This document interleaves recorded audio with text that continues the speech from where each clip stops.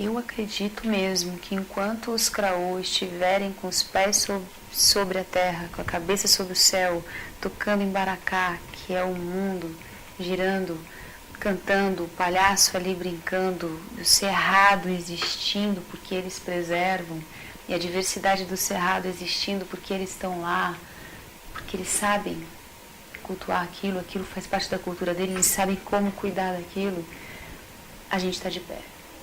A hora que eles deixarem de existir, eu acho que a deterioração vai ser bem mais violenta e bem mais rápida.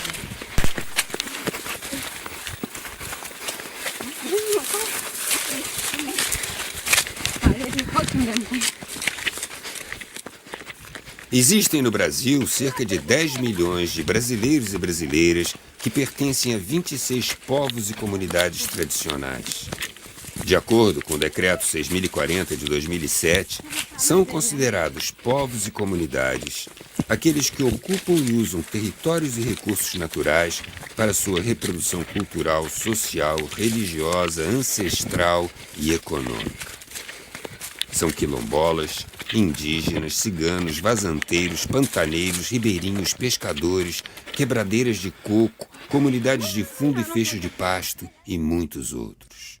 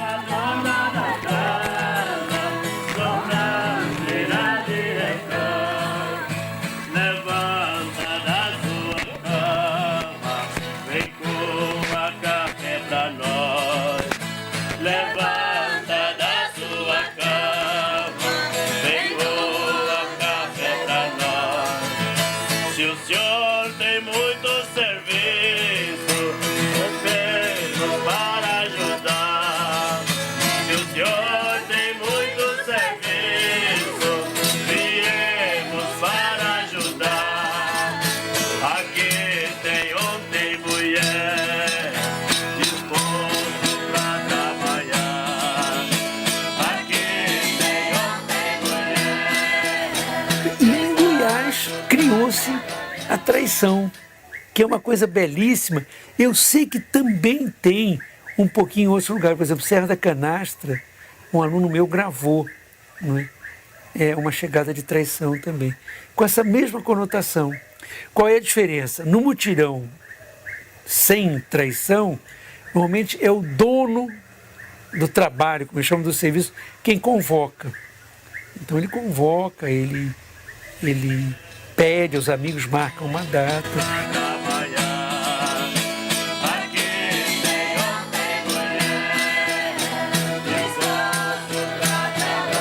A valorização e a preservação da cultura, do patrimônio e do território são fundamentais para a sobrevivência dessas comunidades.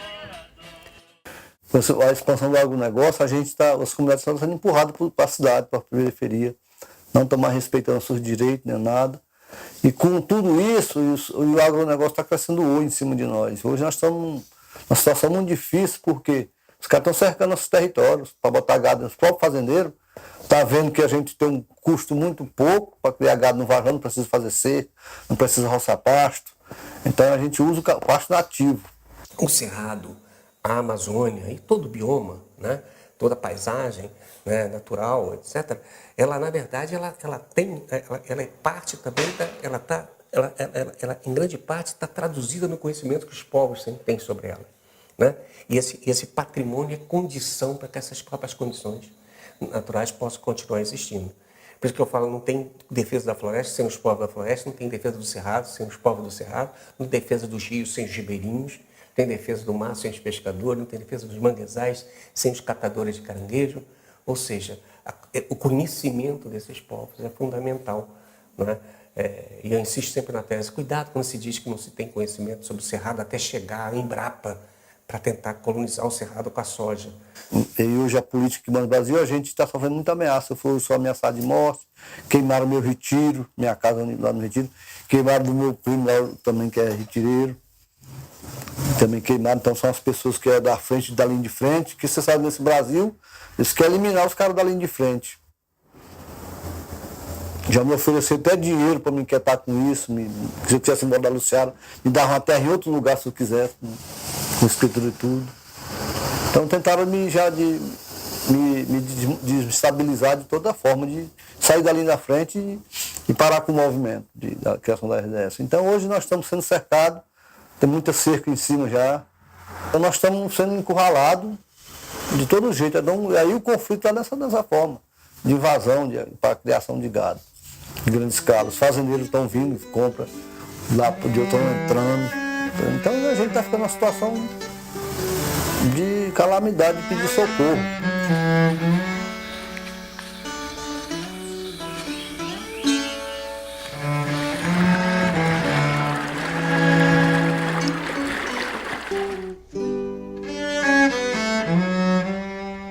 Todos os ambientes do planeta que constituem a história recente do planeta Terra, o Cerrado é o mais antigo. Ou seja, enquanto a Amazônia tem 3.000 anos, a Mata Atlântica 7.000 anos, as savanas africanas 20.000 anos, o Cerrado tem no mínimo 45 milhões de anos. O que isso significa? Isso traz uma série de consequências ao nosso conhecimento. O primeiro deles é que o Cerrado, uma vez degradado, como ele já chegou no seu ápice evolutivo, uma vez degradado, ele não se recupera jamais na plenitude de sua biodiversidade. Então, por exemplo, quando você fala em revitalização do Cerrado, isso é praticamente impossível. A quebra de dormência de cada uma das espécies do Cerrado se dá de forma diferenciada. E o polinizador, o elemento polinizador dessas plantas também são extremamente especializados. Então, com o uso indiscriminado de venenos para matarem as pragas, para as plantas exóticas introduzidas a partir de 1970, esses insetos polinizadores foram também dizimados. E com isso não há mais a polinização das plantas do Cerrado da forma como deveria existir.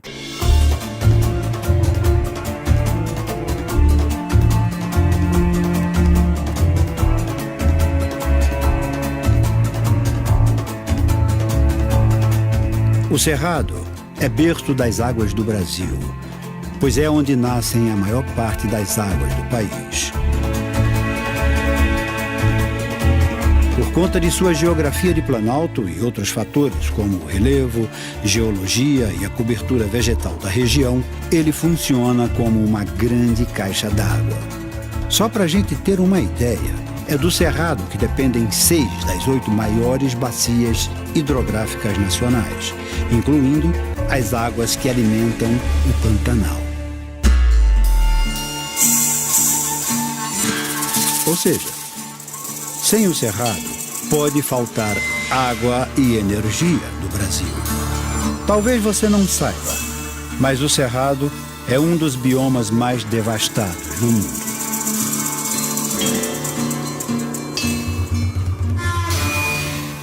porque hoje a gente pode fazer essa avaliação, né? A gente não tinha essa dimensão que viria o agronegócio, que o capitalismo após a guerra, né, pensou com o apoio da família Ford, a Revolução Verde para contrapor a Revolução Vermelha. Então, com a vitória do Mao Tse-tung na China, deixou o capitalismo assustado, então nós temos que pensar a Revolução Verde para contrapor o avanço dessas ideias, né? Então, foi muito nessa dimensão, que hoje a gente vê isso claramente. O Polo Centro ele vai fazer a primeira limpeza que o Exército já tinha feito, que o Fundo Rural já vem expulsando o ser humano para a cidade, mas o Polo Centro vai fazer a primeira varredura territorial, vai derrubar o cerrado, né? Derrubar o cerrado. Então, se você anda aí por norte de Goiás, hoje, norte de Goiás mesmo, norte do Tocantins, os rios estão secando. Por quê? Porque os caras desmataram tudo. Vai cair e... Olha lá.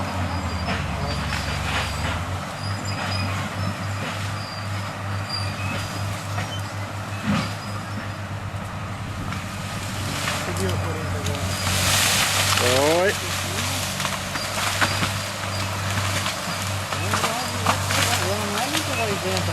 Não, ela é meio por cima o cerrado. Parece ser grosso, mas ele tem que ser mais molhado por dentro, né? Ah, tá ótimo assim, 100%. Mas uma das questões principais que a gente tem pautado hoje é os impactos que as grandes monoculturas da soja, da cana, do algodão, os grandes projetos de infraestrutura e a mineração têm impactado muitas comunidades. E essas comunidades, elas têm uma tradição.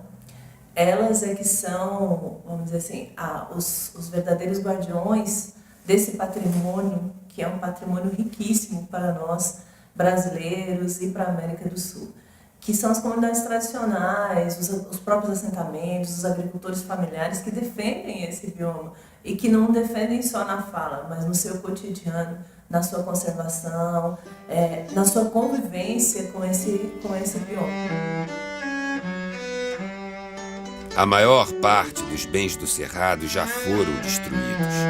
Restam apenas 10% da vegetação e 5% das populações animais. Todos os animais que só existem no Cerrado estão em risco de extinção.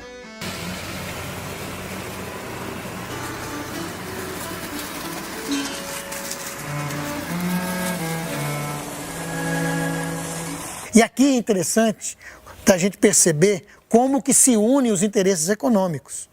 Quando você faz toda uma luta em relação à mineração, e por exemplo, na nossa região, nós vamos fazer uma luta em relação à Vale, em relação à mineração, você está fazendo uma luta também atingindo os interesses do agronegócio.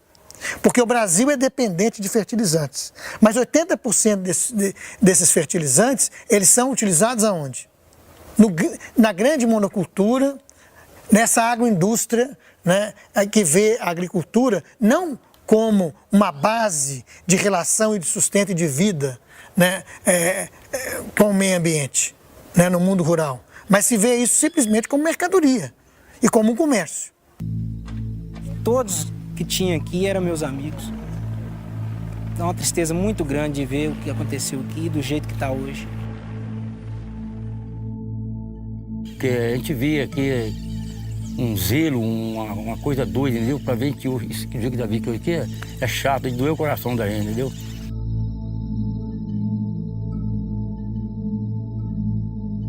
A mineração ela tem um impacto extremamente violento, porque a mineração ela retira, ela não só muda relevo, né, impacta nas águas, né, no solo, etc., revira, retira, né,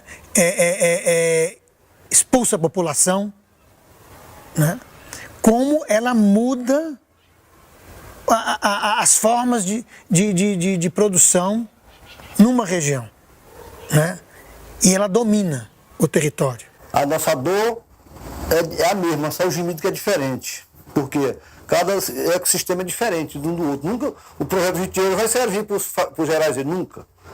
O Gerageiro provavelmente não tem água, nós temos água demais, o Gerageiro nunca tem água. Os quebradeiros de coco brigam pelo coco, e nós brigamos pelo capim nativo.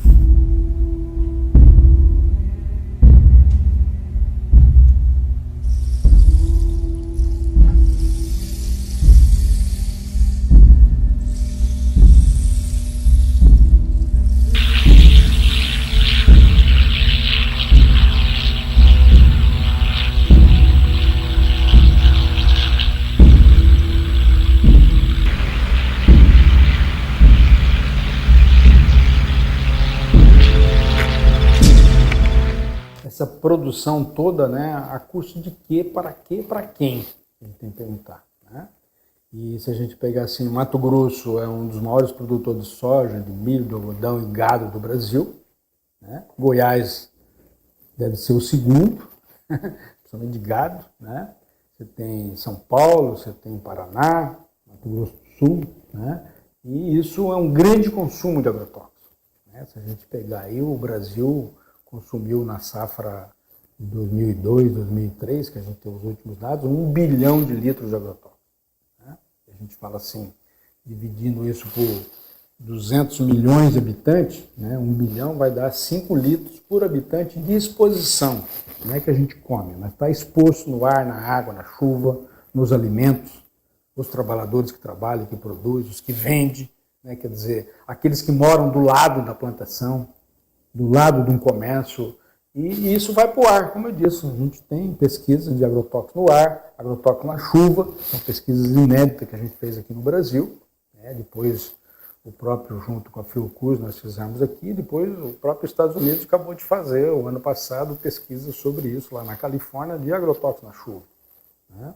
E porque evapora e depois desce, né? No ar, a gente tem trabalhado agora com escolas, né? A gente coleta coletor de ar nas escolas, depois analisa esse ar que foi coletado num aparelho, numa matriz, um gel de sílica, a gente analisa, né? Tem uma bomba lá, e a gente analisou e as crianças, os professores estão respirando esse ar com agrotóxico, somente nas escolas rurais, nas escolas urbanas também, porque o ar tem agrotóxicos que são persistentes, que caminham quilômetros e quilômetros ali, né?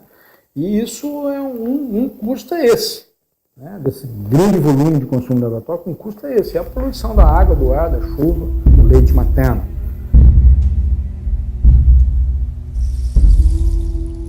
O que é viver do lado de um laranjal e ter que passar por esse processo aí de pulverização toda hora? Você vê a morte todo dia, né? Você vê que você ali, até às vezes a minha mãe fala, vamos mudar daqui, mas é igual aquele ditado, se correr o bicho pega, se ficar o bicho come, né? Quem vai pra cidade, você vai só usar, né? Porque ali você não vai ter como correr. Aqui a gente tem uma forma de correr que a gente tem um quintal agroecológico, né? Tudo que a gente planta aqui não tem veneno, mas você tá respirando ele o tempo inteiro, né? E o barulho da máquina. Um dos grandes problemas hoje da água é a poluição química, né? Seja ele por agrotóxicos, seja ele por fertilizante químico, por metal pesado, seja ele por solvente, né? Que usa-se nas indústrias muito solvente, né? Seja ele poluição pelos derivados da desinfecção doméstica, né?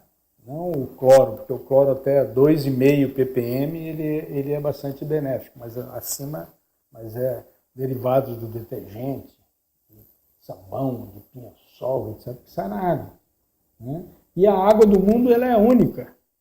De alguns bilhões atrás é a mesma água. Não tem outra água, não se forma nova água. E a gente vai poluindo essa água, né? E aí você tem toda uma discussão que a gente poderia fazer em outro momento, né? Que é que água que nós estamos bebendo, né? Como é que era essa portaria de potabilidade da água no Brasil, né? Hoje, como é que era em 77 que foi, quantos agrotóxicos nós podemos ter na água hoje, é uma água potável ainda, né? Para vocês terem uma ideia, hoje a gente pode ter num copo de água que a gente está bebendo, né, num litro de água, a gente pode ter 27 tipos de agrotóxicos diferentes, até o limite máximo de resíduo, mas pode ter 27. 15 metais pesados, 15 solventes, entre eles benzeno, xileno, tolueno, né? E os metais pesados pode ter chumbo, magnésio, mercúrio, né? E 7 derivados da desinfecção doméstica. Estima-se que entre 2007 e 2014, mais de 1 milhão de pessoas foram intoxicadas por agrotóxicos no Brasil, sendo a maioria no Cerrado. No mesmo período, ocorreram 1.268 mortes relacionadas diretamente ao uso do veneno. Só no ano de 2013, cada habitante de Goiás esteve exposto a 14,4 litros de agrotóxicos. Já no Mato Grosso, foram 62,7 litros de veneno. Todos estão doentes, né? Todas as casas estão... Quando não é um câncer agressivo, igual foi uma vizinha minha do lado, né? Aí às vezes é o mais leve, igual eu mesmo, eu tive um câncer de pele, bem leve, né? Mas deu vários outros problemas, né? E assim vai indo. Tem uns que não conseguem nem andar mais, né? Que ataca as pernas, outros é a vista. Muitos estão quase cegos, né? Então, problemas aqui é que não falta, né? Culturas de grãos e outras culturas que são de fora do habitat do cerrado, chegando a esses números malucos aí, né, de o consumo de agrotóxicos no Brasil hoje, que vocês sabem, é de média de 8 litros, pouco mais de 8 litros por habitante ano. Né? Quer dizer, então, o que cada um de nós está absorvendo aí na sua alimentação é uma brutalidade. E a consequência que isso tem na saúde, em outras coisas e no deslocamento do que é próprio do cerrado. Para quê?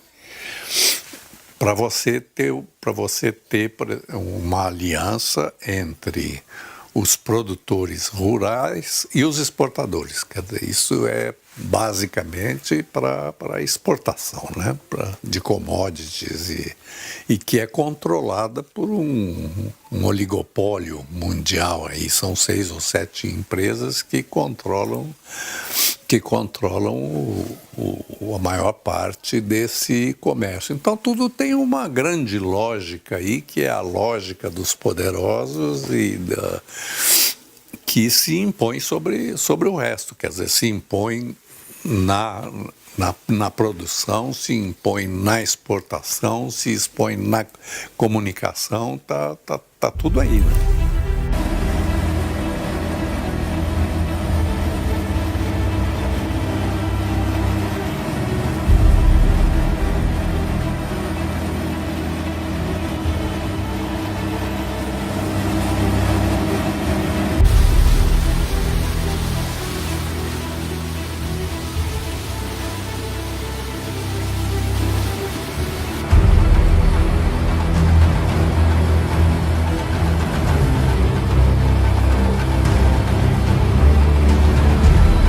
O Brasil é um país que primou por não resolver a questão agrária, né? Então, as elites brasileiras sempre adiaram a necessidade que o Brasil tem de fazer uma grande ação no sentido de regularizar a questão das terras no Brasil.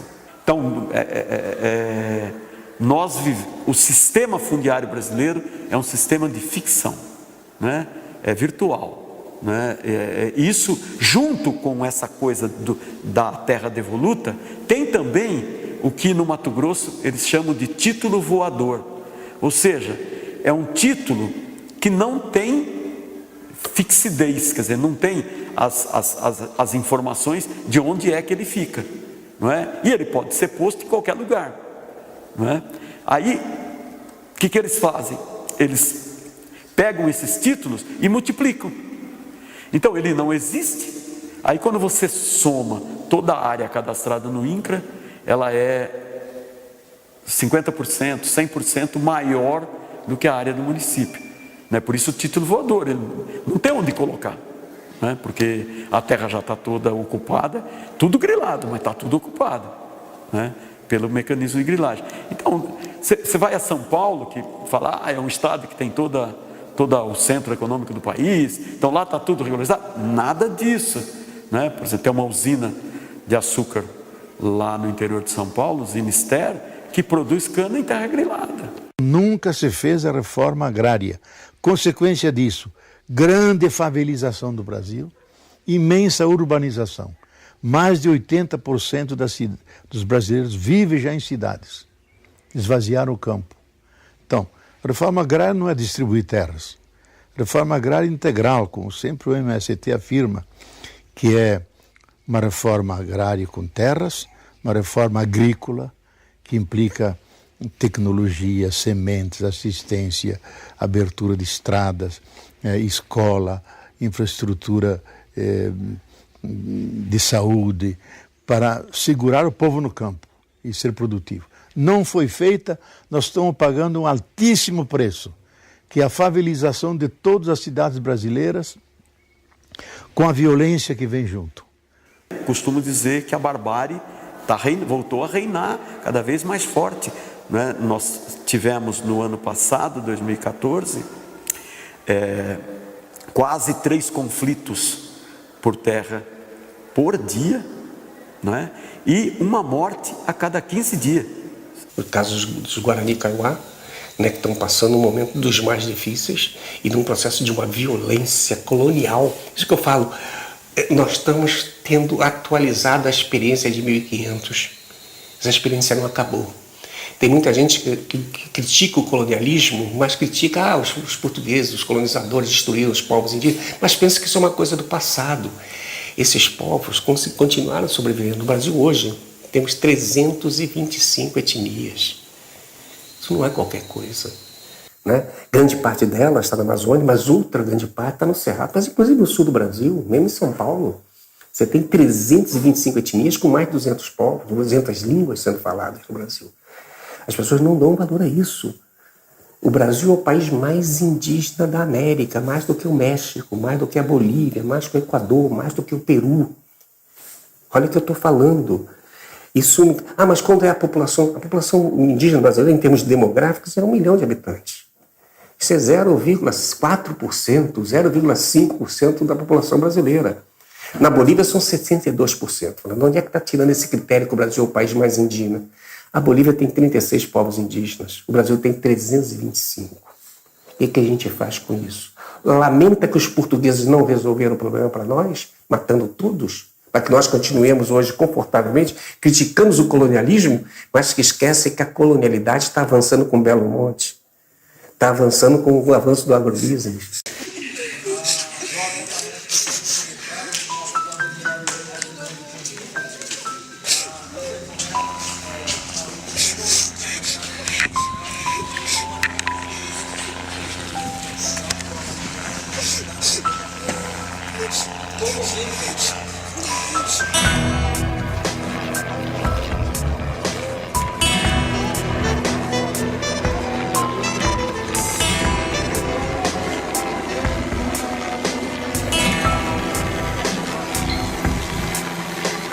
Eu falei, quando eu vi aquelas 2 pá carregadeiras e a patrola e a caminhoneta se ajuntando ali, a média de 150 caminhonetas, aí já lembrei da fala dos fazendeiros que falou que ia visitar no outro dia a retomada lá, né? Então, que nem a gente fala, a polícia participou da decisão dele, né? Veio de segurar, não segurou, né? No outro dia cedo, na terça-feira, a polícia estava no meio de novo e não resolveu nada, né? E mesmo assim, quando for lá para 9 horas, eles começaram a atacar. Foi uma cena de guerra que os fazendeiros estavam armados, com arma pesada, estavam com 12 e metralhadora, pistola, revólver e curta e longa, arma longa. Cada caminhoneta veio 4 na carroceria, mas tudo armado. Então, aonde nós fomos atingidos, atacando nós fomos atacados.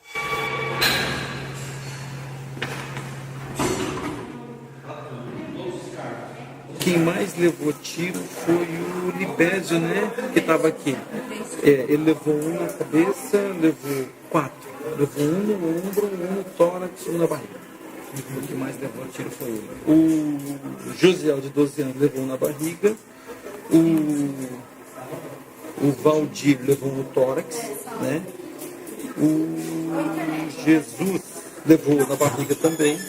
E o Norivaldo foi no tórax. Passava por cima do meio. É terrível. Não sei como é que eles não acabaram por uma piada muito que eles tinham arma pesada vestida. Aí na hora que nós fomos atingidos com a bala, porque a gente não ia enfrentar ele, porque a gente só tava com a flecha, tem um que nem tinha flecha, totalmente desarmado. Para enfrentar aquele pessoal armado lá, eu acho que nós ia morrer tudo. Então nós recuamos para a aldeia atual e fiquemos na divisa, mesmo assim eles continuou atirando. Aí, por sorte de tudo, que não acertou no idoso e nem na criança, né? Mas acertaram na bala de borracha. Né? Então, aí é onde eles queimaram as nossas coisas, nossa alimentação, queimaram nossas casas, nossos barracos, queimaram a nossa roupa, que não podia tirar porque eles atacaram bem rápido. Né? Então, nós não podíamos retirar nossas coisas, tem um que perdeu o seu documento, queimaram a moto dos professores que foram lá ver o que estava acontecendo. Os professores, a maioria dos professores foram de moto lá para ver o que estava acontecendo e acabou perdendo a sua moto e saindo correndo, né? Porque pelo tiroteio que aconteceu. Então, foi queimada a média de 30 motos num pedaço, né? Aí mais para cá, para cima, mais 15 motos queimadas. Na média de 50 motos que eles queimaram.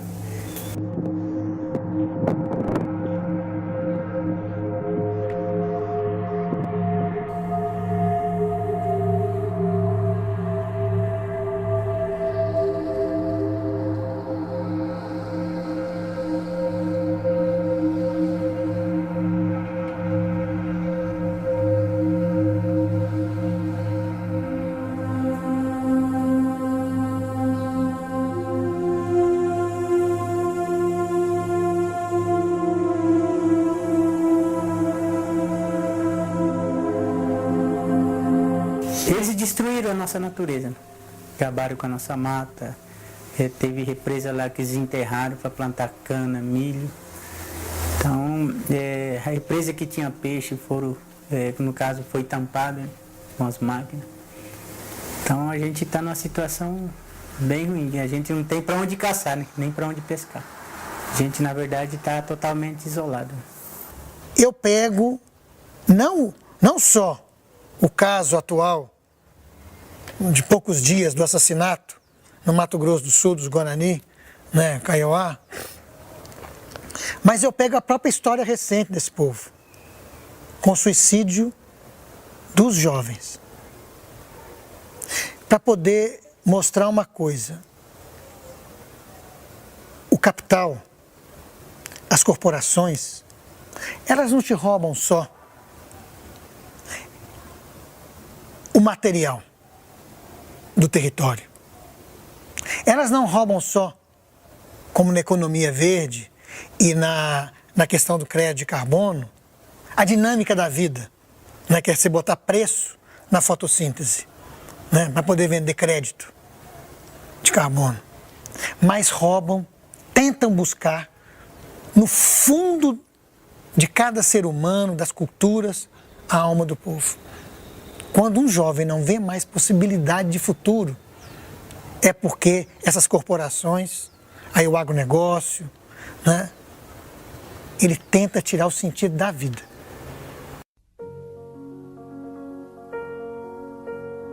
Apenas 20% das populações originárias resistiram à destruição do Cerrado.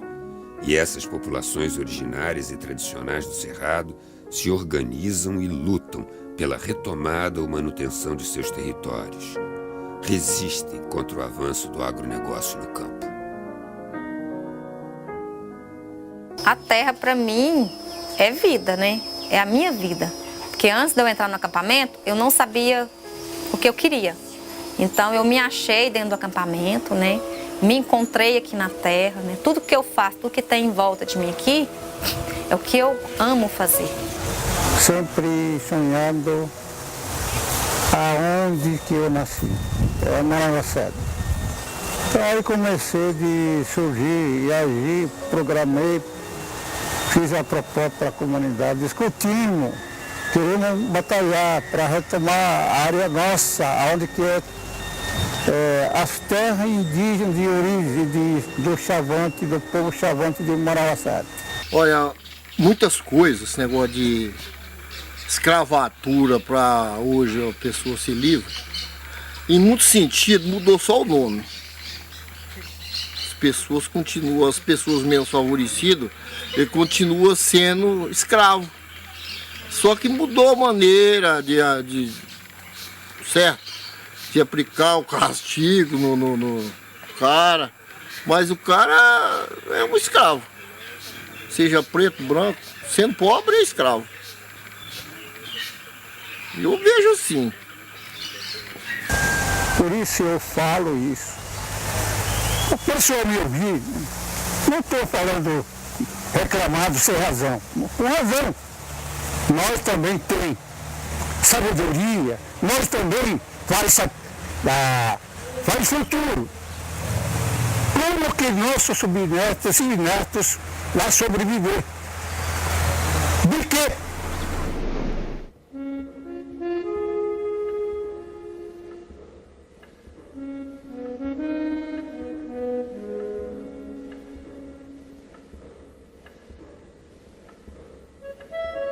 Gente queira cheia de PM, já que orero em meu reino, dorore coimava para orear de usava ena. A de PM que xerechava a situação. E eu rendi eu emborretar, me oreve força. A minha orere já orenhoro contar aprender que tem minha mão buru. E perrechava a situação. A timar PM porque perrechava com a hora de sofrimento. Deixava um beijo para o sofrer, então se a dirure para me ajuda, pediu de ajudar, por não